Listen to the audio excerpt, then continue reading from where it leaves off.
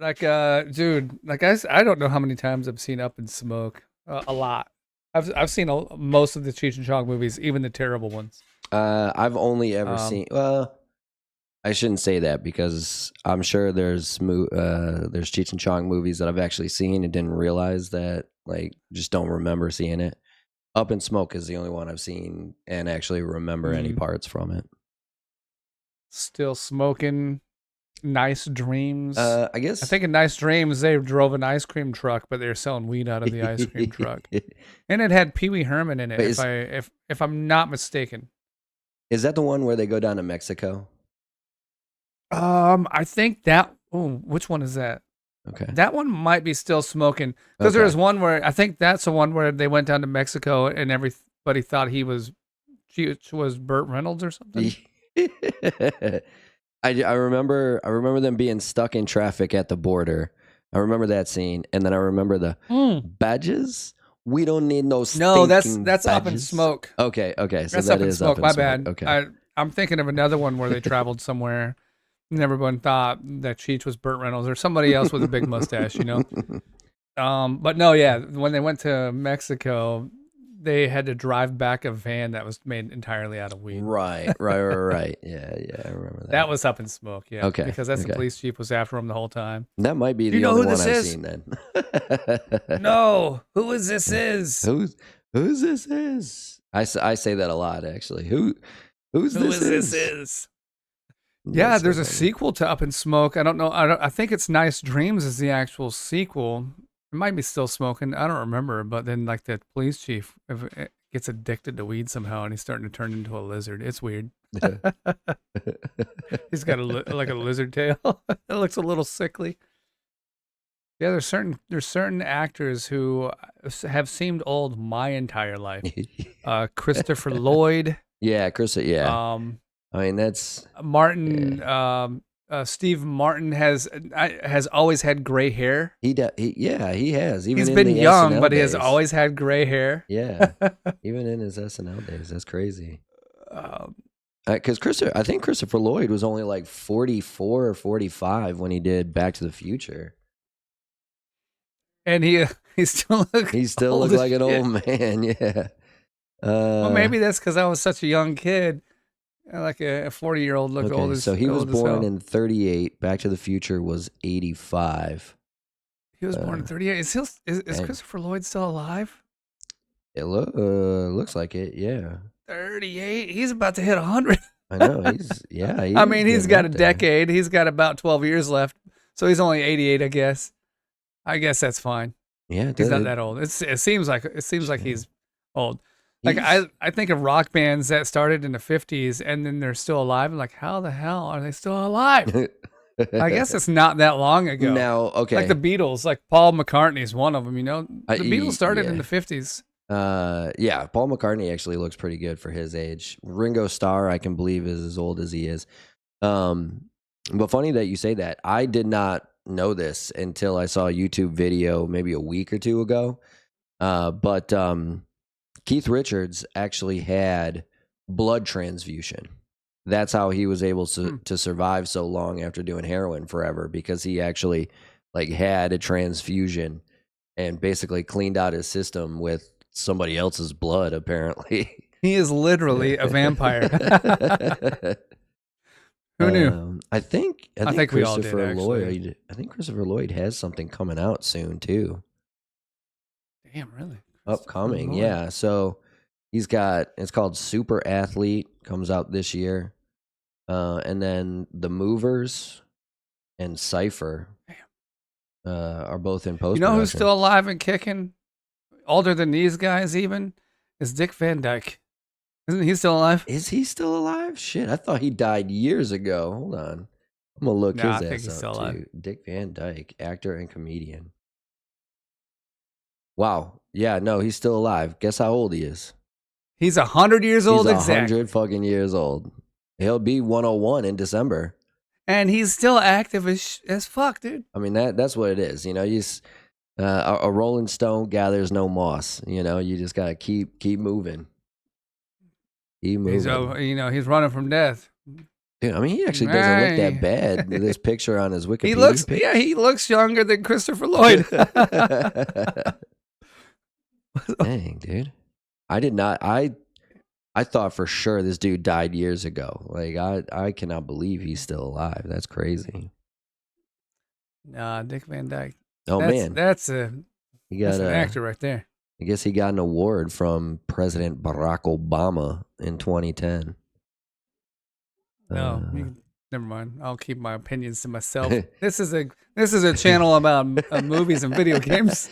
He appeared on a children's album titled Rhythm Train with Chili Peppers drummer Chad Smith and Oh singer yeah, come on, Leslie ride that Bixler. train. Yeah, yeah. Yeah, I don't know who that I is, mean, I don't know. but I do know Chitty Chitty Bang Bang, Chitty Chitty Bang Bang. Yeah, oh yeah.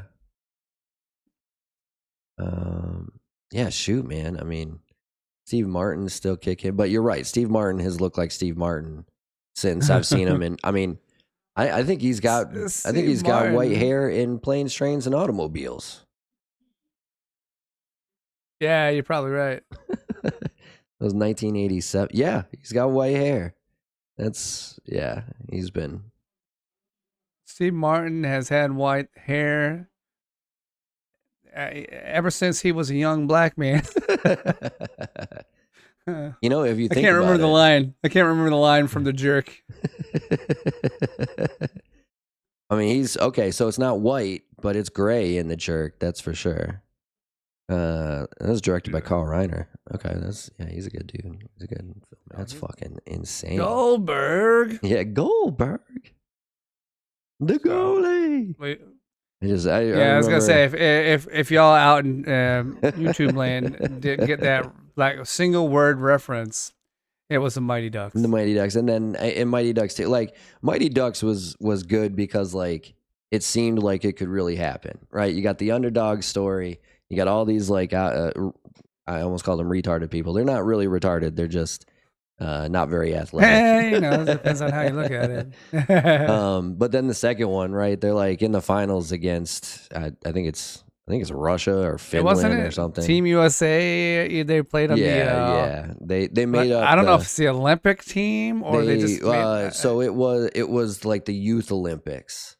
And their team, the Mighty Ducks, made up the majority of it. But there was the other like big bully guy that became the Bash Brothers, and then there was the girl goalie, Julie the Cat Gaffney. But I just remember like watching this, and then they're like in the finals, and they're so worried about the knuckle puck. You never heard of my knuckle puck? Which is the most ridiculous. If you think about it, it's like the most ridiculous way. It doesn't work. Yeah. It doesn't work. I've tried it. It doesn't do what it said it does. Every fucking kid tried the knuckle puck, right? Yeah, I mean, I did. Yeah, that shit does not work. And so, like, they call a timeout, and the whole team comes over to the side, right? And they're just at the fucking side of the arena, like the rink. And then they go back out there, and like this dude is disguised as the goalie now, and it's like, how the fuck did he change with nobody seeing him? Goalie's got like 100 pounds worth of pads on. Oh, no big deal. Don't mind. Don't look at this. Oh, it's the most ridiculous try not to movie. Look at all that stuff. So, you talked and brought up Julie the Cat Gaffney. Yeah, she went on to do something. I think I had a crush on her when I was a kid. I thought she was cute. Maybe not a crush, but I was like, oh, she's hot.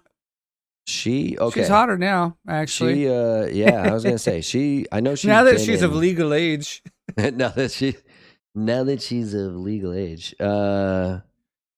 She hasn't been in shit since 2007, though. It looks like. Okay, I was gonna say she was something uncredited in 2014. She was in D2 and D3. Rookie of the Year is another great movie. Oh, Men in Black. Men in Black. Yeah, she plays. They ask her, like they interrogate her about something. I thought she was in. For some reason, I thought she was in like High Fidelity or one of the other John Cusack films. I don't think she's been in any John Cusack films. No, it doesn't look like it. She was in The Descent. What is Moonlight Mile? Is that the vampire No, I don't. Never mind. I don't. Rosario Dawson. I think I've seen Okay. this movie. Follows Maya, a college student whose life unravels after a traumatic assault by an acquaintance, leading her into isolation, nightlife, and substance. Just substance use? She's not even abusing it? Come on now. What kind of She. movie is that? She's a social drinker. No. When she goes out, she has more than one beer. Maybe I haven't seen this movie. There is a movie called, hold on, because you're right. There was a movie called, I thought, The Descent. Yeah, it was like a horror type movie where they go spelunking or something. And Yeah. there's like bat-like creatures that. Okay. That one's called That's what I'm. The picturing. Descent. Oh. Yeah. Follows six women on what begins as an adventurous caving expedition, but soon turns into a harrowing fight for survival when they find themselves trapped deep underground. You know what it actually reminds me of? The video game. You know, we were talking about the Dark Pictures anthology, and one of them stars Ashley Tisdale, where they play as like there's like this military squadron gets sent into this cave because they find what could be alien contact, and they go down there and like it's all infested with this like I can't even remember exactly what it is, but there's like this goop that like infests the team members. They all start going crazy and trying to kill each other and stuff. This is shit. I'm trying to think of the movie. They go into a cave. Yeah, 2005 British horror film, written and directed by Neil Marshall. Neil Marshall actually went in and has done stuff too. That name sounds familiar. See if I can see what he's also done. Oh, he wrote and directed it. Oh, that's The Descent. Okay. Oh, yeah, sorry. Dark Pictures The Anthology is Descent. a video game. It's one of the sequels to Man of Medan. Born in Newcastle upon Tyne in the north of England. Oh, shit, he did Game of Thrones. Oh, he did 2 episodes. Never mind. He did 1 episode Which of two? Westworld. Which ones did he do? Let's see.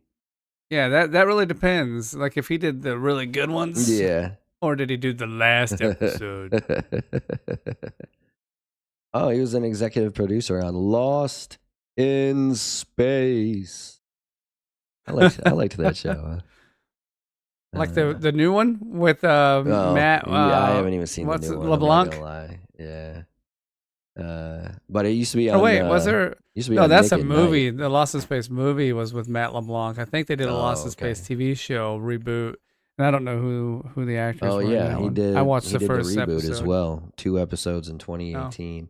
He did Hellboy. Oh, that's where I know his name. Matt from. LeBlanc? Yeah. No. Or no, the other guy, Neil Marshall. Yeah. It's like Matt LeBlanc was in Hellboy. What did he play as? So he did 1 episode. He played Joey. He did. Oh shit. Okay, he did Blackwater in season 2, and then he did The Watchers on the Wall in season 4. I remember those were actually good episodes. The Blackwater is, I think, the Battle of Blackwater Bay, which was good. That's when Tyrion gets his nose cut off. And then the battle between the Night's Watch and the Wildlings has come. And then the Watchers on the Wall is when the Wildlings get attacked by when the Wildlings attack the Night's Watch. So Jon Snow has what they think betrayed the Wildlings, and he's gone back to the Night's Watch, Castle Black, to warn the Night's Watch that the Wildlings are coming. And then this episode is the fight between them. Okay. Yeah, those are There's all right. Some episodes that I would love to watch again, but other ones I wouldn't. I can't. Man, I would have. If I was Jon Snow, though, I would have stayed with that Wildling woman. Yeah, I probably. Well, didn't he have a romantic relationship with that redhead Wildling? What is her name? Egret, I think, is who that is. Is her name? No, you know what? Sometimes you got to fall for your cousin. I think it's his aunt. I think she's his. Oh yeah. So because he would have been her brother's son. So yeah, he That's a weird way to end it. Like you see this connection, and you're like, oh wait, the bloodline's gonna come back and it's gonna be strong because they're gonna you can do their thing, and then all of a sudden, no, that's not happening at all. I think Uh, Egret gets killed in this episode that we're talking about. The Watchers on the Wall. Egret. Yeah, the redheaded lady from the Oh. Wildlings. The one Oh, okay, yeah, the yeah. one that takes that's- his virginity. You never been with a Oh, he woman, was a Jon virgin then. Snow. That was the best No, Irish accent I'm I only could do. 34. Yeah. I swore an oath to the black, never to have sex again. Which is funny because everybody in the black is just banging people left and right, and they don't give a shit about the oath they took. He just swore not to do it. You You actually did that. That wasn't real. Whoa, you take your oath seriously? The fuck are you? Yeah, okay. Hellboy. I was like, I know that name from somewhere. Neil Marshall directed Hellboy. I thought Alright. Hellboy was okay. I liked that one. Then like the new one. No, I don't know. the one with I just like the first one. Ron Perlman. Yeah, war. All right. War never changes, dude. Okay, so I know we're kind of just like throwing out random thoughts here, but he was 100%. he was so mad when the Fallout show got announced and it came and went, and he didn't get asked to do anything for that show. Why would he get asked? Ron Perlman, was he though? He's the game? narrator. He's the war never changes guy at the beginning of Fallout 3. And he in all honesty, his voice and that statement in the Fallout 3 trailer is probably why it did as well as it did. Yeah, honestly, I think you have a point there. Another epic voice is Master Chief. Yeah. He's I forget his name. I'm looking his name up right now. But he's the voice of a lot of video game characters. You know who? Sorry to kind of go around and go back because I'm closing out some of these tabs here, and I got back to Julie the Cat Gaffney. You know who she looks like? Lily Sobieski. Ooh. That's the name I haven't heard in a while. Also because it's hard to pronounce. I don't think she's done anything in years either. When was the last time? Oh, she retired in 2012 to focus on her art and family life. Oh yeah, she's her art. She is one of those interesting, like, batshit crazy girls, I think. But she was another one. I think the last movie I saw her in was House of Glass. Is that the right title? The Glass House? Yeah, the Glass House. The Glass House. Okay. You never saw Joyride with Oh no, yeah, I did see it. That's with Paul Walker. Mm-hmm. I did see Joyride.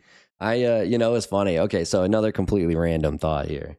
The podcast that I do here in Las Vegas, the guy who like basically runs it, his name is Alex. He wanted to live stream WrestleMania was this weekend here in Vegas, and he wanted to live stream the first day while he watched it and like talked about who these people were and what was going on. And I told him, I was like, hey dude, if you're going to do this, you cannot have any audio and you have to put your face over top of the video.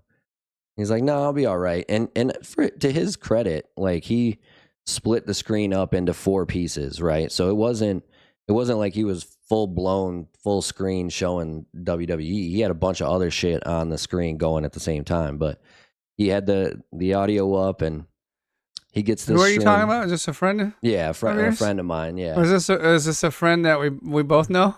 No. This is okay. Not that guy.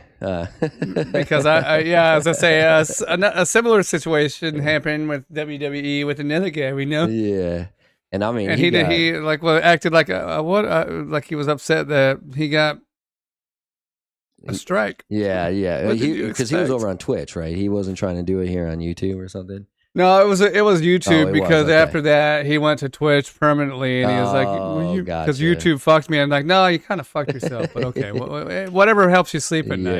Yeah, but I told him, I was like, YouTube is going to crack down on you if you have audio specifically, right? If you have audio, that's why Yeah. you see so many of these videos talking about different movies. You can't hear anything that the actor is saying. Maybe they throw in a line or two, but mostly it's Hmm. just video, no audio to it. And he was like, no, I'll be fine. I'm not even monetized. He doesn't even have. I think he's got like 95 subscribers or something. Oh Well, yeah, you can get a strike without being monetized. he gets this fucking live stream up and going. 10 minutes later, it's like stream has been suspended due to breaking rules of YouTube's terms of service. Yeah. I was like, dude, I tried to warn you, bro. What happened to your stream? No, yeah. Yeah, I've learned some things the hard way. And I mean, I've had a stream suspended without breaking terms of service. It was just like, and I had to go back and like do an appeal. I'm like, oh Yeah, yeah, yeah. oopsies, our bad. You know those AI bots. Like, yeah, And fuck that's y'all. why very rarely, like even when I do the Another Gamer Dad podcast, like very rarely do I show anything other than maybe the trailer. Usually it's I just talk about it. I don't show anything. But I have been seeing people do certain things that I think I've figured it out now how I can show certain aspects of what I'm talking about without getting in trouble for it. But before it was just like, I hope you guys know what I'm talking about because you ain't gonna see shit because they're gonna fucking take Mm. my fucking video down if I put this up there. So we were talking about the Spider-Man movies, right? And how my favorite are still the Tobey Maguire. And I saw a very Hmm. cool little short about it. Here's how you know that they're listening to everything we say, right? I hadn't seen anything on YouTube about the Tobey Maguire Spider-Man movies until after we had talked about it last week. And then all of a sudden, like all these shorts came up and blah blah blah, and oh, this happened, and here's this scene and that. But there was a really cool short talking um, about how it's very obvious how much more powerful Tobey Maguire is than the other two Spider-Mans, Tom Holland and Andrew Garfield. Is that his Hmm. Yeah. name? But and he points out all this stuff. He's like, like he in the second one, he like catches this brick wall before it smashes into, before it crushes Kirsten Dunst. He's able to stop a speeding locomotive before it falls off the track. In the first one, he gets one of the Green Goblin's bombs, like basically like point blank to the face, and he's able to survive Hmm. it. And it was just talking about how like he's just like in the terms of like power scaling, he would be far and away stronger than the other two. My wife and I watched The Godfather and Godfather Part 2 the other Mm. day. Well, Godfather Part 2 yesterday and Godfather the first one the day before Wait, that. hold on. You said speaking of beating wives, Yeah, but we're at yeah. the Godfather. So, Mm. the younger sister, she gets beat up by Oh her yeah, that's right. husband. That's right. And she at the end of number 2, she actually goes to Michael and is like talking about how she probably instigated those fights so he would punch her.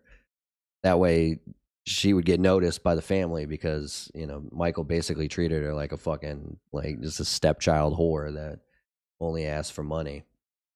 And there Well, is, what to his was she credit, though? there is a scene in the beginning of 2 where she comes up with this new boyfriend that, well, I guess fiance because they're gonna get married. But she's like telling him all this stuff, and oh, we're gonna go to France, and then we're gonna go to London, and then we're gonna go to Germany, and we're gonna get married in Italy. And he's like, well, what about your fucking kids? Yeah. And so she's like, oh, they'll take care of themselves. Well, what do you want from me? I need money, Michael. Of course, of course. Ah. And to his credit, he's like, I'll take care of you. As long as you get rid of this guy. Don't marry this guy. I'll give you all the money you need. Yeah, she was that problem child. She was that Yeah, that one sibling that just liked to party. that There's always one. I mean, that's there's actually speaking of YouTube videos on on movies and stuff. There's a lot of good YouTube like theory videos about that family. Because you got Sonny, the oldest one. He develops the anger issues. You've got Fredo, who suffers from pneumonia as a young baby, a young newborn. He grows up to be kind of like the stupid, weak one. And then you got Michael, who's raised outside of the family business, and he ends up being the one that is like most suitable to take over the family business. And then you've got the daughter Yeah. who's basically clearly neglected by the father because he's so infatuated with his sons that she goes out and she acts like a whore to get daddy's attention. You said what about Fredo? He had what? He was weak and stupid. So he had Oh, I thought you said he had a oh yeah. disease. So there's a scene in Because I know Fredo. I remember the end of Godfather 2. yeah, you broke my heart. And then but there's a scene in that movie. It's a flashback of Robert De Niro as Vito watching this like witch Mhm. doctor basically try and cure a young Fredo. He can't be more than maybe a couple of months old. He's got pneumonia, Mm. and so but because back then you couldn't really cure pneumonia, you just had to hope that it passed before you passed away. Oh, um gotcha. and Okay. so they bring this kind of witch doctor lady over, and she does all this like kind of you know weird kind of experiments to try and make him better. He does eventually get over the pneumonia, but a disease like that back in that time, if you survived it, you were probably going to have some issues. And one of Hmm. the two of the issues that it alludes to is his brain didn't develop properly, so he's kind of stupid. And more importantly, his immune system doesn't develop properly, so he's like super weak. And you can see that a lot throughout the second one because Michael goes to Vegas, who they actually send Fredo to Vegas in the middle of the first one.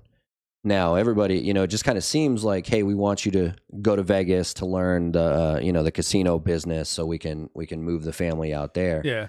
But really, they moved him out to Vegas because Don Vito knew he was about to get in this war with the five families, and he didn't want the weak link around, right? He didn't want any Yeah. reason for the family to be betrayed by somebody in the family. And you see that occur in the second one. Michael moves out to Vegas, and when he gets out there, Fredo is kind of like the hip, cool guy who's become a very Vegasian type of person, and but he's always siding with the Vegas locals over the family, and that's what Michael Yeah. realizes. He's like, dude, you're so easy to manipulate. Like you have to be firmer. You can't put these outsiders above the family. And I know it was you. yeah, no, it was you, Fredo. You broke my heart. And he gives him the kiss. I guess was improvised. That was not in the original script. And Hmm. but there's he's not ready to kill Fredo until later. Like a lot of people think that's when Michael decides to kill Fredo. That's not actually when. He realizes that his brother made a mistake and he's the one that's behind everything. I know it was you, Fredo. You broke my heart. You broke my heart. It's not until they're back in Lake Tahoe, and Michael's talking to him out like they're in like the bathhouse or something, and Fredo's kind of sitting there, and he looks all broken and sad and shit. And Michael comes up to him, and without saying anything, Fredo just starts going into this. I didn't know they were going to put a hit on you, Michael. I'm so sorry, but they were going to offer me something. Everybody else in this family has forgot about me. You got to be the king, and I got looked over. Yeah. When am I going to get my turn? That's when Michael realizes this guy's going to always be a problem, because the second anybody comes over and says, "Hey, we've got a chance for you to be the top dog," all you got to do is betray Michael. He's going to do it every single time. Yeah, you got to take him out. And so that's when Michael realizes that he's got to go, because he's going to be a liability to the family, however long he decides to let him live for. Which is, I don't think the third one is very good. I think The Godfather Part 3. Really? Yeah. But it's an interesting movie because it is Michael reflecting on those moments, right? When he has his brother killed, and he starts to kind of reflect on his life about the mistakes he's made. Did I have to kill my brother? Did I have to do this? Did I have to sideline my sister? And he starts to go through a repentance, so to speak, in the third one. Yeah, that movie was all about, like, I think it was like a redemption arc, and also giving up the mantle as a godfather to this new guy, which was Andy Garcia, right? I can't think remember that's the right. character's name. I think that's right. And Andy Garcia was like a hothead. Yeah, Andy Garcia. And he's trying to like be a mentor, like, hey, you can't be this hothead about everything. Yeah, going to things level-headed. I enjoyed the third movie, but it was way different, in my opinion, than the first two. Well, because it wasn't. I think this was, and it was much later than the first two as well. Right. The first one was, I think, 74. Al Pacino was way older in the third one. I think the first one was 74, and the second one was 78, I think. But I think this is the one. So like the first two are based off the book, The Godfather, and they split it up into two movies. One, because it would have been like an 8-hour film if they would have just done it all at once. Really, because I think there's two more books, The Godfather Returns, maybe. and then Godfather. What's the third? I guess book? Mario Puzo did co-write the third part. But the first two are based off. If I remember correctly, and maybe I'm not remembering this correctly, but I'm pretty sure the book The Godfather goes over both films. And so they broke it into two parts. One, so it wasn't so long, but two, most importantly, a lot like why Quentin Tarantino broke up Kill Bill into Kill Bill 1 and 2, right? Because they're different films. So in the first one, it's basically about the Corleone family, Don Vito being the boss, the battle that would kind of eventually make him realize that time is passing and it's time for him to pass the mantle to somebody. But then the second one is it's like two movies in one, right? You're watching the rise of Vito Corleone through Robert De Niro, and then you're watching Michael kind of officially make his claim as the godfather of the family. And so if you were to put those two movies together, even if you were to have like an intermission in the two of them, I don't think people would have understood it that well, because it would have been like watching two different movies back to back. And so I think they did the right thing about, making them two separate films. But I guess. So these books, I was looking at these books. The Godfather Returns and then The Godfather's Revenge have nothing to do with the movies, because those were. So the first book was written by Mario Puzo. Puzo, yeah, who also co-wrote the three. 1969. And then he also wrote The Sicilian, which covered Michael Corleone's exile in Sicily. So that's where he was, like at the start of the first Godfather movie, right? He's coming back from Sicily. If I'm not mistaken. No, so in the no, he was in college. He was in the army. So he was in the army. I couldn't remember. He goes to college. He was somewhere. He goes to college, and then before he graduates from college, he decides to join the military and become part of the Marines in World War II. The beginning of the movie, of the first movie, starts off at the daughter's wedding, and he has finally returned from the war. Yeah. And he visits the family for like the first time in a long time. But it does, they go through it maybe a third of the movie, and then Vito gets gunned down in the street, which is another actually great foreshadowing of the incompetence of Fredo, because Fredo's in the passenger seat and he gets out with a gun, but instead of going to shoot the guy that's shooting his dad, he like fumbles the gun and kind of like cowers in the corner. Oh yeah, right? I remember that part. So that's great, foreshadowing in that part.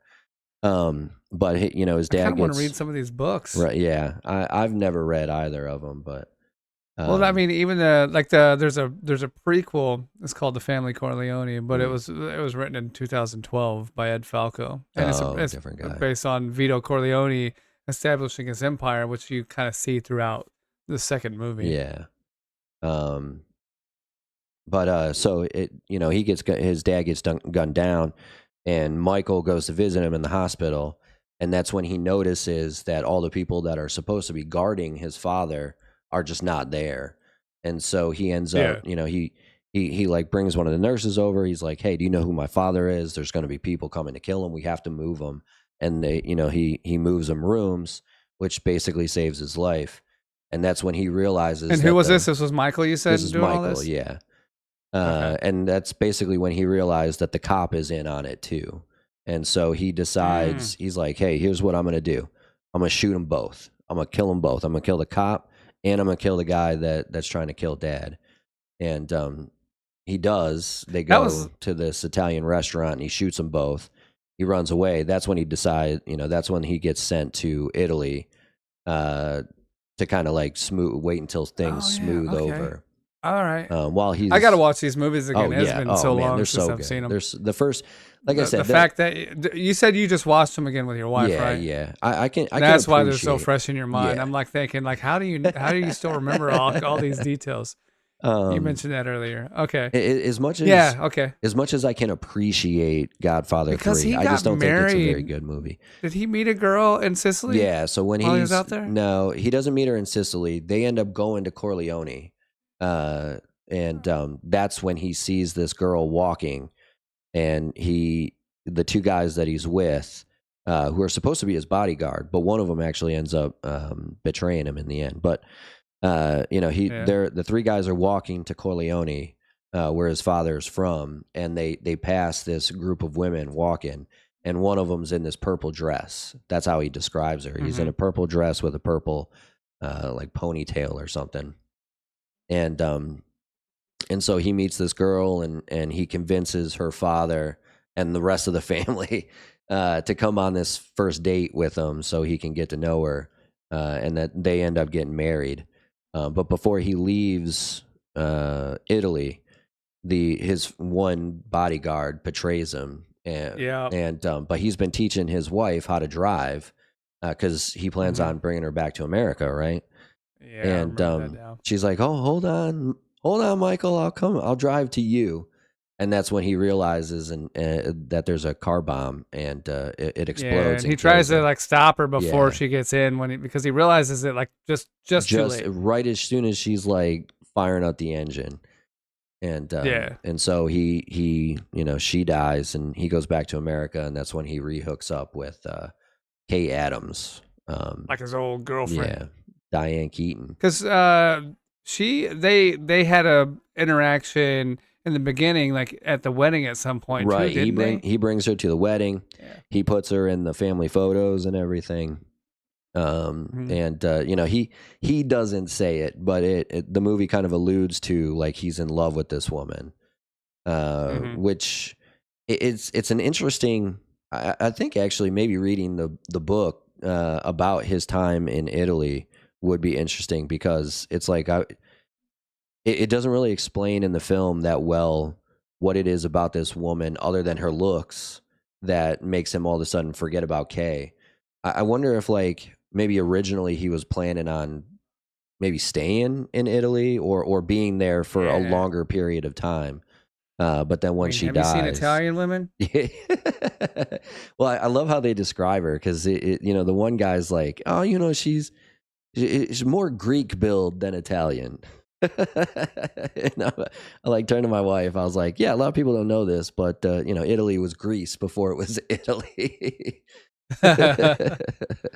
More Greek build. Yeah, I just assumed she was probably like voluptuous. You know what I mean? yeah. And I, that's they do the hourglass figure thing when they're explaining Yeah. her. So yeah, no, for sure. Um, but I'd be interested to see what it is other than her exquisite Yeah. beauty that makes him. So yeah, that'd be a good book to read, and it's by the original author Yeah, too. Mario So I mean, you're Puzo. gonna get some probably more consistency. Hmm. All the other three books are you got Godfather Returns and Godfather's Revenge by Mark Weingartner. Like the Godfather's Revenge, that sounds stupid as shit. It's like the Empire Strikes Back. Yeah, Um, yeah. but I mean, it could be good because they are authorized sequels. The Godfather Returns happens immediately after the events of the first novel, so Mhm. from 1955 to 1962, and then The Godfather's Revenge is like 1963 to 1964, so 2 more years. So Yeah. I don't know, Now but this, the books I would read are The Sicilian and then The Family Corleone, yeah, which is with by a completely different author because that's just a prequel about Vito Corleone. Now, um, I wouldn't mind seeing, like, reading a full prequel about Vito himself. yeah, Vito's an interesting character too, because he's this immigrant. He comes over. He's got smallpox, so he has to stay on Ellis Island for 3 months, is what it says in the Yeah. movie. But then he watches this mafioso. The whole reason he's in America is because this mafia boss in Corleone kills his family because his dad Mhm. dared to, I think it says that he insults him, but I get the feeling Mhm. that the insult is he chose not to pay him for protection. And so they Yeah. kill his father. His older brother swears revenge, but I mean, he's 9 at the time. His older brother, I think, is like 12 or 13. So he gets killed easily. So his mom takes Vito to this mafia boss and like begs him. This guy, he doesn't speak anything. We promise we're no revenge, nothing. Just please let my son live. And he turns around, and looks at her, and just straight up no. And so the mom pulls out this knife and like goes to stab the guy, and they shoot her down. And so Vito runs Mhm. off and jumps on a boat to America. He gets hidden in like a little donkey cart. It's kind of a funny Yeah. little bit. Yeah. But he comes to America, and then he sees this Italian mafioso doing the same thing to the local Italian neighborhood as this mafia boss in Corleone. And he decides that he's fucking had enough. Like, I love this scene. He's just like, he's talking to his friend. He's like, why is he doing this to Italians? Like, why is he bothering his own people? And so that's when you realize that even though he's a mafia boss, he still has like this standard, right? He's like, no, we help Italians. Fuck everybody else, Mhm. do whatever you want well, he doesn't use these terms, the blacks, the Mexicans, whatever. He's got a more colorful way to describe those people. Like we take care of our own, right? No, yeah, no. Yeah. But he Man. and again, it's a very interesting story because Michael, again, who was completely kept out of the family business. They even have this,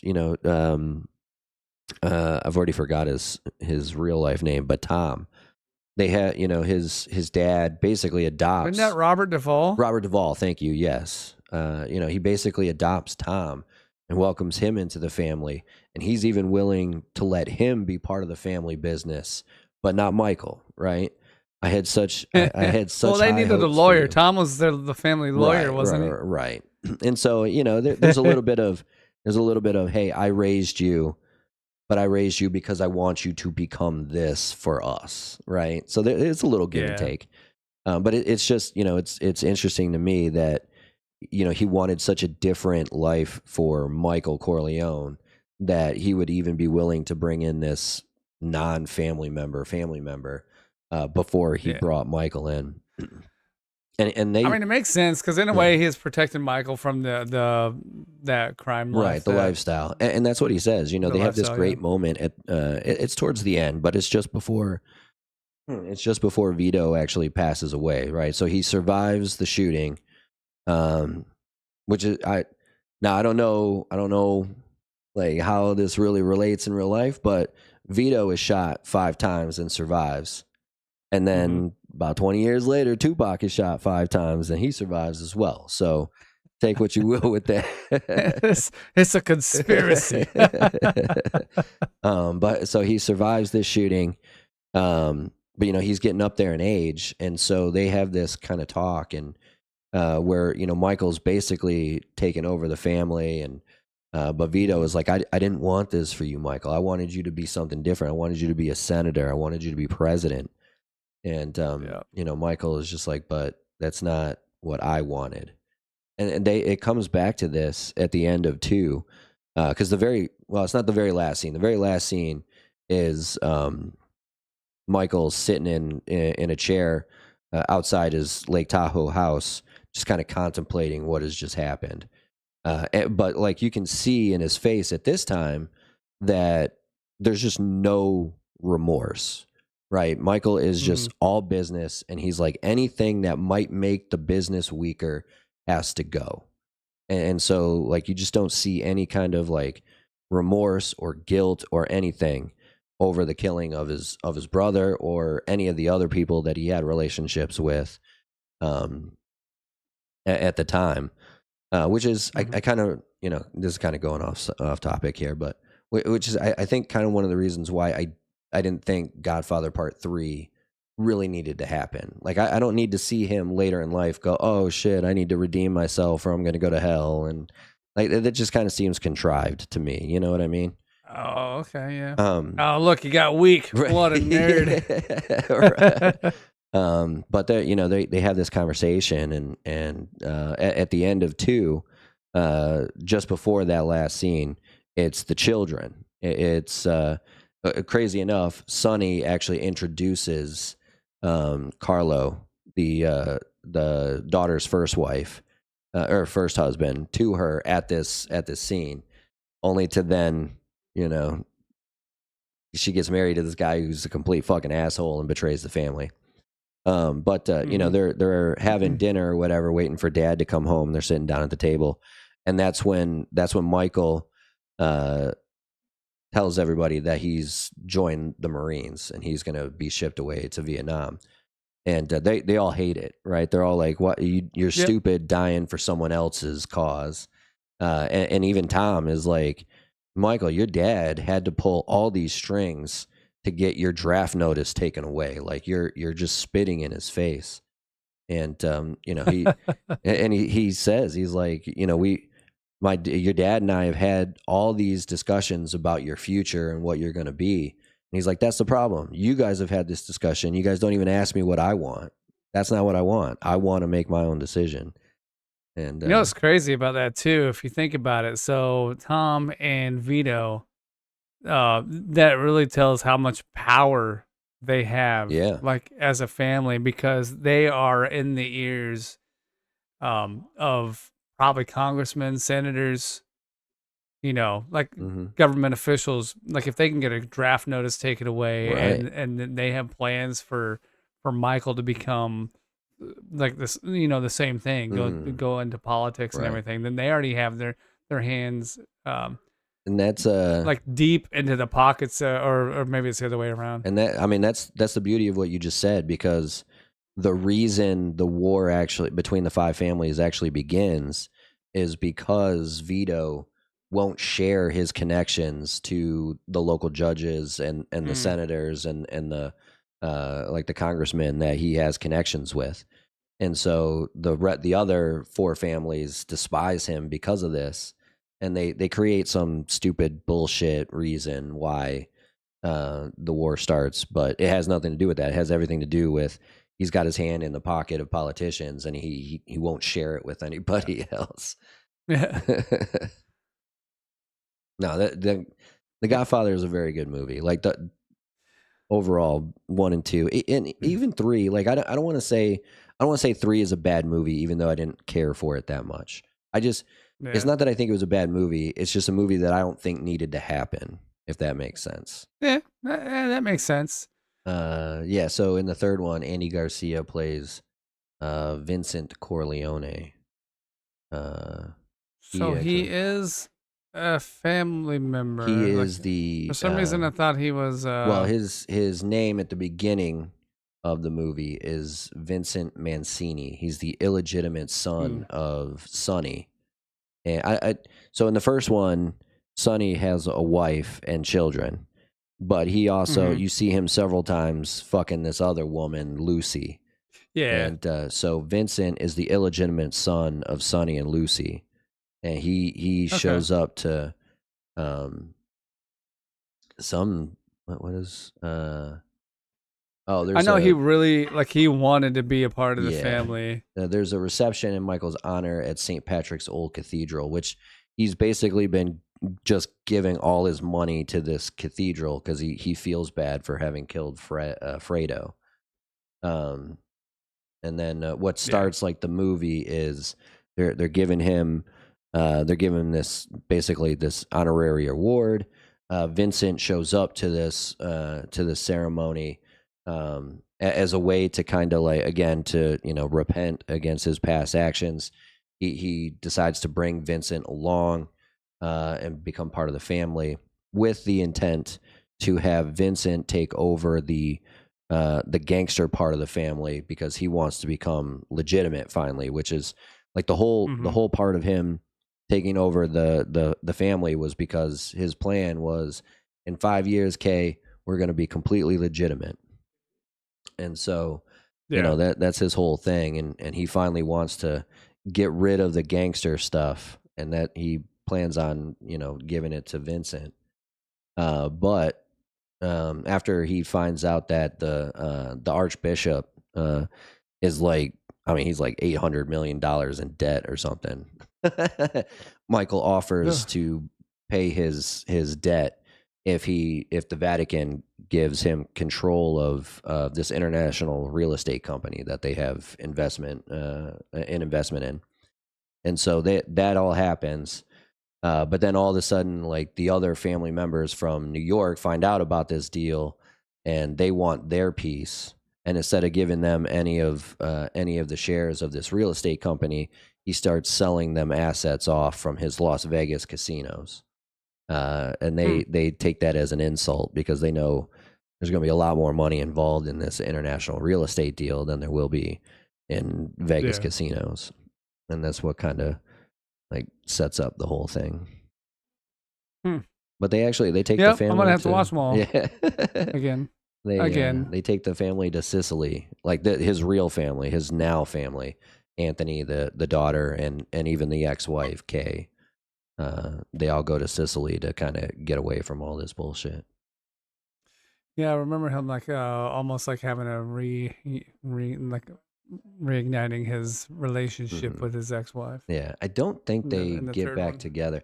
I'm, I'd be curious if one of the books talks about how, like how this happens, because in the end of the second one, the kids, what is the daughter's name? The boy's name is Anthony. He's like the important one, because women, who cares about them? That's women. Mary is the daughter's name. Oh yeah. But so Anthony and Mary are living with Michael, but at the beginning of the third one, they, for whatever reason, are now living with the wife, the ex-wife, Kay. So I'd be curious what happened in between the two films to make that happen. I'm guessing the books probably go over that. Yep. I am really curious about the books now, and I might have to read those. I might have to read them. I haven't seen The books always explain more than the movies. Yeah.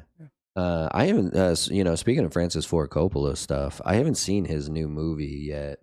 I know it didn't do very well, but he self-funded this movie called Megalopolis.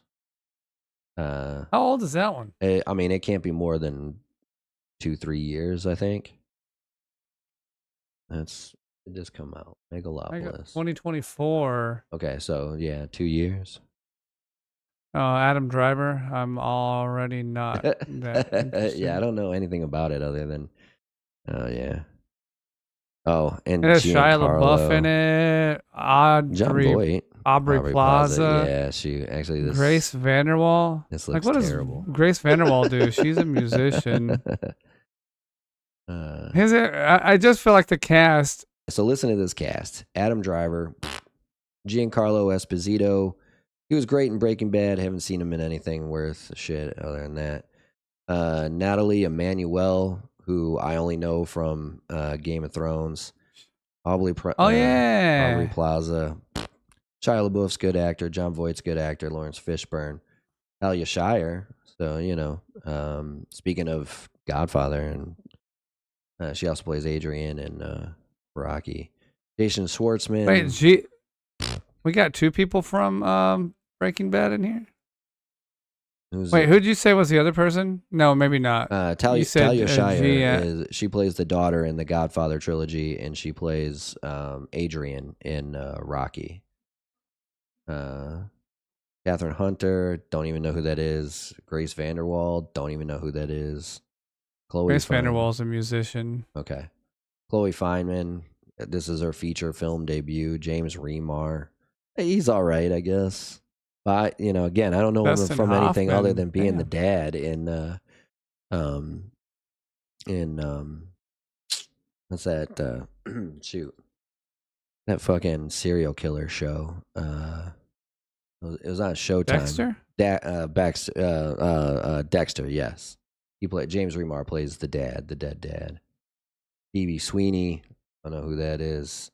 Dustin Hoffman. D.B. Sweeney, no, I know that name. I know that name because he was in a movie called Cutting Edge in 1992. Yep. Yeah. You're right.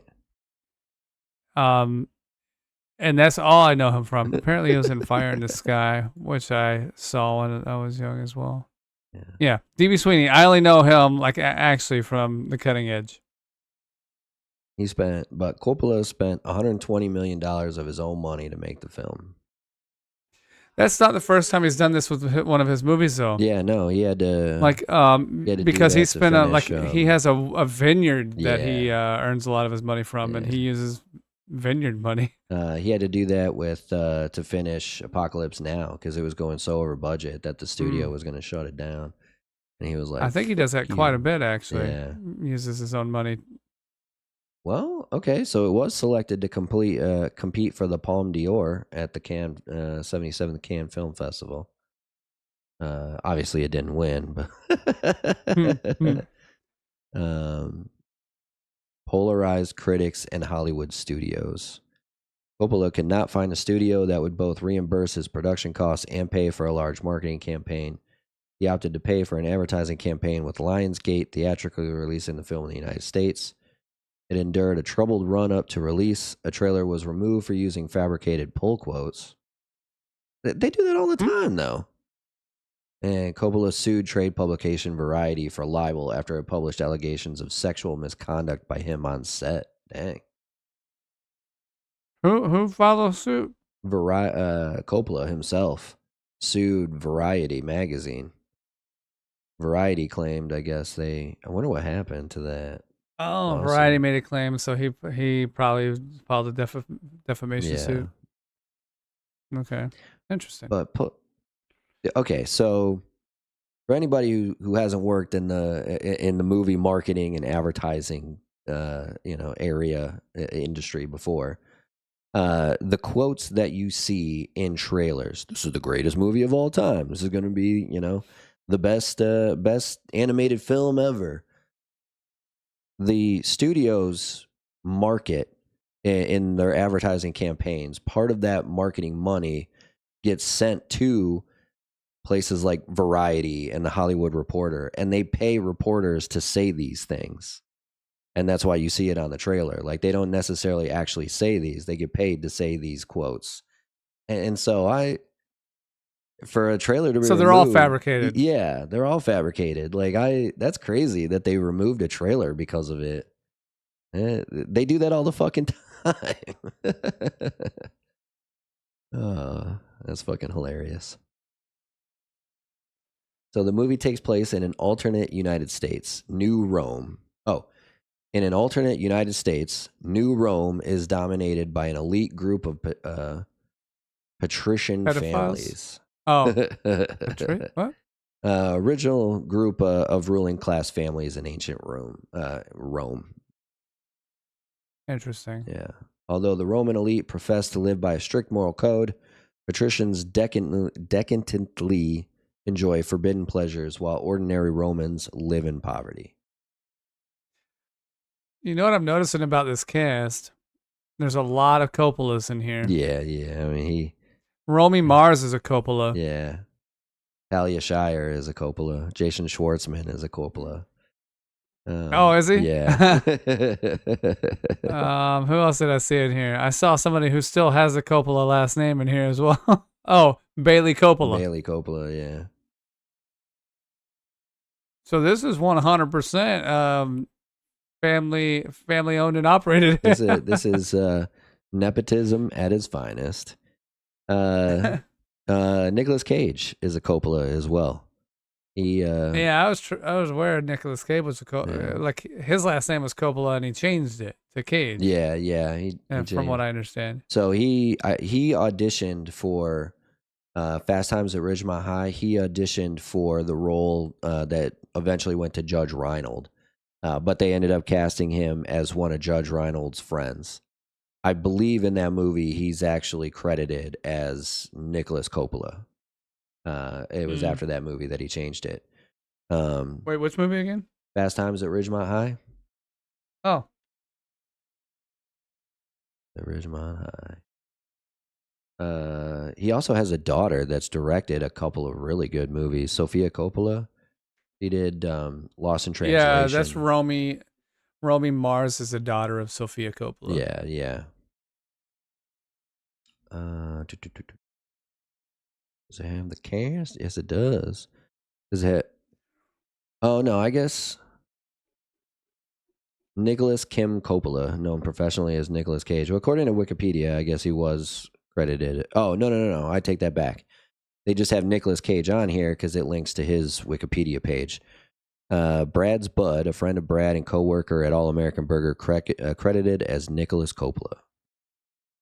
Yeah, so he. Well, here you go, Sofia Coppola. Oh shit! I clicked on something. Well, never mind.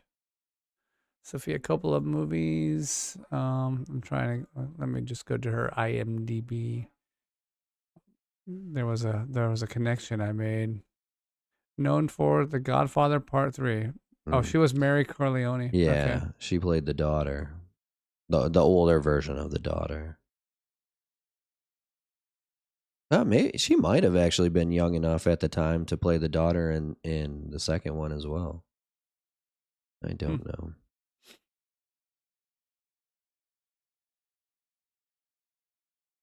She directed her daughter's music video. Wait, what the fuck is going on? Romy Mars, A-lister is okay. Come on, guys. Romy. Come on, guys. He directs a lot of music videos, apparently. That's actually how David Fincher got his start too. He directed a Michael Jackson music video. He directed a Madonna video. That's how he got his start as a director. I don't know, Coppola. Sofia Coppola. The other one that she did was The Virgin Diaries. Yeah. Or the Virgin Suicides. It's all the same. They all wrote in their diary. Oh, it was a great movie about women writing in their diary. Hey, you know what? If there's a movie about diaries, I saw a great movie about diaries. It's called The Basketball Diaries. That was about heroin Yeah, addiction. that's true. Is that a Leonardo DiCaprio in it, right? The It basketball guy? was a Yeah. very young Leonardo DiCaprio. True. It was based on the true story of Jim. What's his last name? Jim Jones. Not Jim Jones. Not Jim Jarmusch, the director. Jim. Not Jim Carrey either. It's Jim something with a C, I think. Jim Jarmusch is Jim Carroll. Oh yeah, okay. I know that guy. I mean, I don't know him personally, but I do know him of him. Right. Oh shoot. Okay, so Sofia Coppola was also one of Queen Padme Amidala's 5 handmaidens in Episode 1, The Phantom Menace. She was in a Black Crowes music video, Madonna's Deeper and Deeper music video. She was in the Chemical Brothers Electro Bank music video, which was directed by her then husband, Spike Jonze. Dang, I did not realize she was married to Spike Jonze. Petting Zoo? Okay, Jim Carroll wrote The Petting Zoo, but I've heard of this book. Oh man, she also did Marie Antoinette. That was nominated for some awards. 3 BAFTA award nominations. Academy Award for Best Costume Design, of course. That always those fucking those fucking time period pieces, they always get nominated for Best Costume. Somewhere, The Bling Ring, Very Murray Christmas, The Beguiled. I haven't even heard of any of these, her latest movies.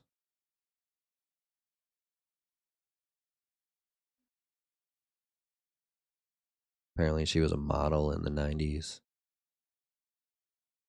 Of course.